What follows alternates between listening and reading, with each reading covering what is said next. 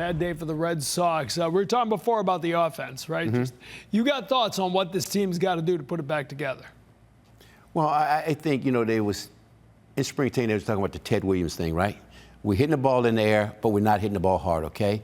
One thing, you got to know the situation. And like Corey's saying, you got to be able to make some kind of adjustment. The adjustment is know the situation, be quick with the bat and hit the ball to the right side. You got to force yourself to do certain things to help the ball club win. You're in a little slump right now, so what you got to do? You got to play small ball. You can't play big ball. Why? Because you don't have big ball hitters. When they have struggled this year, it's been bad numbers with runners in scoring position. Happen again today. And you lost the big bat. And you lost the biggest bat, right? Alex Bregman was probably the most important guy. Devers maybe their best hitter, but Bregman the most important guy. But they show you what they were doing in the situation. They're walking. Right. And then what you have. The gospel of Jim Rice. May the show say amen. Travis Thomas here with George Balekji. There it was, man. Jim was preaching. When Jim Rice speaks, you listen. And it makes sense what he's saying there. They've lost a 41-20 guy in Tristan Collins. Yes. They've lost Alex Bregman for a substantial amount of time. In this lineup, we just see it where they're trying to play dip and jack baseball like he's pointing out. Man, shorten the swing, get on base. But I know we'll get plenty into it now. Hey, we've lost a lot of players, but we have gained. Alanna Rizzo of Unobstructed Views. She joins us now. Welcome. Good morning. Thanks for getting up early with us. We know you're working late tonight, Alanna. Yeah, good morning, guys. It's my pleasure to be with you. I was saying earlier before the show started, just a very small part of a really great broadcast team, but happy to be with you guys. Well, we're happy to have you. Another close one-run loss for the Red Sox. We're all looking for answers here, Alanna, so I'm asking you the question, what in the heck keeps happening to this team to lose these close games in your estimation? I think what you heard Jim Rice say, I mean, you said that he's the gospel, right? I mean, honestly, you have to figure out a way to change the way that you're going about your business. You have the inconsistency with the offense. You've lost Alex Bregman, as you guys noted. Hopefully it's not for the 58 games that he lost the last time this happened to him on the other side. You obviously have lost Tristan Cassis for the season. So you have guys playing in positions that they're not comfortable with, but they don't have that big bat in the lineup right now to get that big hit in a crucial situation. I think everyone is trying to swing for the fences, trying to hit a 5-run home run, if you will, when all you need to do is play 90 feet, right? Move a guy over, get a bunt down, just go the other way, use the entire field. You have to change the approach because the inconsistencies in the offense, the injuries that have recently plagued this team is forcing them to do something different, but they don't seem willing to change. And the problem is, too, they're just not able to gain any sort of traction. I think, when you're hovering around the 500 mark and you think about where this team would be, guys, without the services of Garrett Crochet, they would be way, way below 500. I mean, you figure when Crochet is on the hill, that's pretty much an automatic W if he gets the run support and if he's allowed to stay in the game long enough before the bullpen blows it. It's a very, very disjointed team that hasn't had a lot of opportunity yet or been able to get a lot of traction. That being said, I love what Ref Snyder said last night. Last night was the first time that I have seen a player get verbally and publicly upset about the way that this team is playing, and maybe that's a spark. Yeah, what does that do to a clubhouse, Alanna? For Rob Refsnyder to go out and say that, I loved it because I don't think I've ever seen a baseball player be that real. You hear the frustration, the aggravation, the disappointment, and he knows this team, young, banged up, talented, but they can do better. What does that type of thing publicly said, not just to the clubhouse in private, but publicly said to the masses by Rob Refsnyder, what can that do for the rest of the clubhouse? I think it can catapult the clubhouse in the right direction, right? I also think it matters like who it's coming from. Sometimes guys don't feel like they are the one to be the voice, whether it's because of service time or whether it's because they don't have the black type on the back of their card or because of their resume may not be up to what some other teammates are. But I love the fact that Rob Refsnyder said, listen, we're playing like garbage. I'm sick of it. I'm sick of losing, and this needs to change. And sometimes when you say it publicly, right, you put it out into the universe, it's out there. And I think Boston fan base, more than some of the other fan bases that I've covered, they have an expectation of accountability. And I don't think that being silent in these moments is what this fan base wants. I mean, you have a very passionate fan base. I mean, you talk about the guy that's on my show that I'm co-hosting with, Jared Carabas. We joke that he's the super fan, but but that is an expectation of what this team needs to be doing. And I love the fact that maybe Rob Refsnyder's like, hey, I'm sick of this, and we have to change. And not everybody that makes the massive contracts, right? Maybe Rafael Devers is the face of the franchise. Maybe he's not that rah-rah guy. Alex Bregman, now on the IL. He comes from another team. Maybe he didn't feel like it was his place yet to be that type of leader. So I think it can help. I mean, it certainly can't hurt. They can't really play any worse than they're playing right now. No, they can't. And that's what I like you point out about Carabas, who, of course, we could catch him with you and Jonathan Papelbon on Unobstructed Views. You guys will be on 7:30 starting tonight. But what I love is that you point out that, the fandom in Boston, the passion is so real. But what stands out to me about Boston as a city is the education and the IQ of the fans. And they can know a team is doing bad, but to your point, they want to see that accountability. Bregman goes down a substantial amount of time. Marcelo Meyer gets a call up. He can't be a leader. Like, that's asking way too much of a guy that's playing his first licks in Major League Baseball. But the guys that are in the lineup, Jarren Duran, Rafael Devers, Rob Refsnyder might have to play every day because that's a really smart baseball player. Who should be the leader now? That guy that speaks in the clubhouse in private and publicly for the team.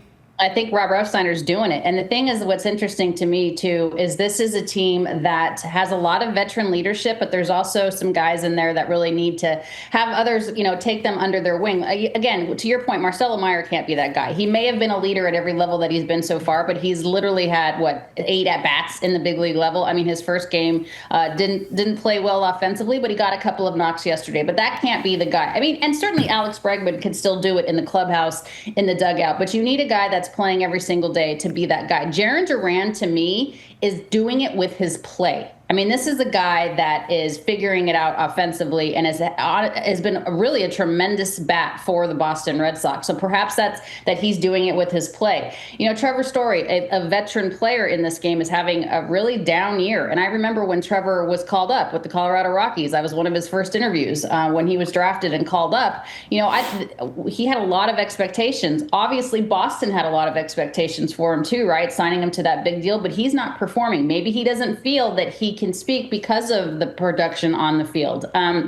I think, it comes from somebody, I think, that has to play every day. It's very difficult sometimes unless you are a Clayton Kershaw, a Chris Sale, those types, for it to come from a pitcher because they're only out there every 5th day. But I don't know. Maybe it is Refsnyder, but I was like, finally, somebody said something that they're sick and tired of the way that they're playing. That was good to see. Yeah, and I think what we're seeing from Rob Refsnyder, I think we're seeing a future manager in the makings, too. I mean, he sees a game like a manager. But that type of leadership, I think that's big. Yeah, No doubt. I agree with you. And, to me, it's the types of, I know he was only here for a short amount of time, but it's those Justin Turner types, right, that you want in your clubhouse, in your dugout, guys that, are smart. You talk about the baseball IQ. That was JT, and I think that's kind of what the Red Sox are missing or are looking for right now. All right, let's find some silver lining if possible, Alanna. Because, look, at one point, it looked like this Red Sox team was going to compete with the Yankees for the AL East title. They are losing ground 7.5 games back as we speak right now. And you look at the American League. I've been sitting up here at this desk every morning saying the American League's wide open. If the Sox can just figure it out. Like, I know the Yankees are there. I like the Tigers. But I do think it's a wide open American League. Right now, if there is silver lining, is it that we're still in May? I mean, it's still a lot of baseball left, right? Oh, my gosh. It's not time to pack it in yet, guys. I mean, it's May 27th. And honestly, yes, it seems insurmountable right now. But really, you just got to put together 500 ball till you get to the All-Star break. And then you have to, take a breather, get the pieces that you need to complement it. I mean, the Yankees are, 7.5, I believe you said, in terms of the AL East. But listen, we know Tampa's always going to be there. They have a formula. It always works. Boston can still very much be alive in this thing, but they do have to put together some serious winning streaks. And what bothered me the most was not taking advantage of the Baltimore Orioles in that series.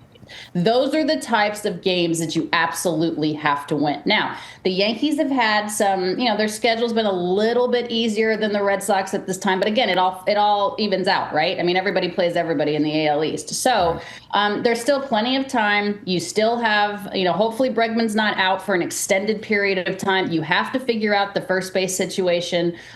Maybe Trevor Story, volunteers and Marcelo Myers gets to play at short every day. I don't know what the situation situation is, but there's still plenty of time. This is not a lost cause. And I do believe that the Red Sox will go out and get the complimentary. They have to, because this fan base demands it. Get complimentary pieces at the deadline, and they can make a. They may not win the division, but with so many wild card opportunities, they can get in the postseason. Thank you. You're just making me feel so much better. I actually want to. I want to piggyback a little bit off of that.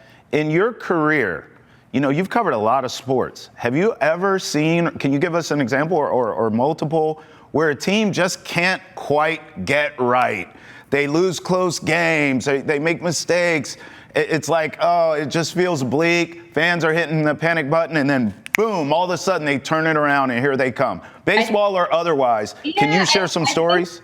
I think it's just the biggest thing about baseball is that people live and die on it. It's the soundtrack of summer, right? But we have to remember that it's 162 games. I covered the Los Angeles Dodgers for 7 seasons. So I was basically doing about 200 games a year. Now, LA right now, people want to, pets' heads are falling off because they're not, they're not running the table with it. It's like they still have almost the identical record over the course of the first 55 games or whatever we've played right now that they've had the last 6 seasons. Right. You just have to remember it's the long game, right? You just have to remember that this is, I know it's cliche, but it's a marathon, not a sprint. And if Boston can really start to put some wins together, and I do believe that they can do that, and maybe Ref Snyder's comments are the catalyst to be able to make that happen, they will be fine. Now, I would like to see some fire in this team. I think that's the biggest thing. It's like they kind of seem flat. They kind of seem like, I don't want to see smiles in the dugout when you're losing. I don't want to see, I want someone to be like upset about this and have that fight. And maybe that come from behind win is exactly what they need. Or perhaps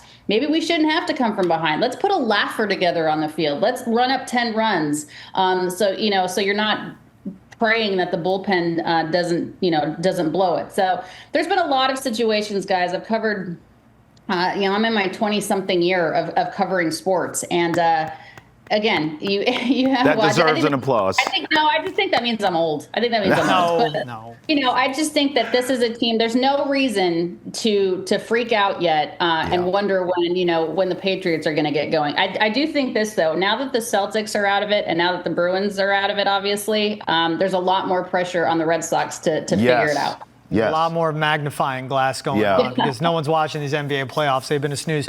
You mentioned the possibility of Marcelo Meyer going to short, but he's playing third right now. We've seen Christian Campbell take the reps at first. He hasn't played there yet. Maybe tonight's a debut. We don't know. But what have you seen, Christian Campbell, and in this very short, very small sample size, from Marcelo Meyer? Because those are two guys, not just right now, need to do a lot for the Red Sox, but obviously for the future and the long-term plans of this ball club, they mean a lot as well. What do you think, though, guys? I don't think Marcelo Meyer would be up here if Tristan Casas was healthy, if Alex Bregman was okay, if Trevor Story was playing. I fear a little bit of the rushing of guys. And the reason I say that is because you want you want Marcelo Meyer to be as comfortable as you possibly can be at the big league level. And yes, he's obviously had success every level that he's played, but I don't know that he would be here otherwise if it weren't for injury and those types of things. What you realistically can expect, hopefully, is a guy that's going to grind it out and give you the effort, and hopefully the results will come.